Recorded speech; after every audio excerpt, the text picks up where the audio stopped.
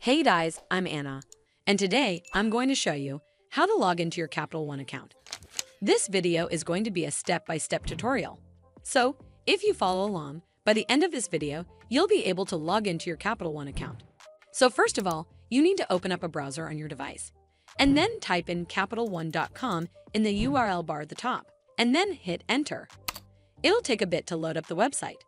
And once you're on this webpage, over here, you simply need to enter in your Capital One account login credentials.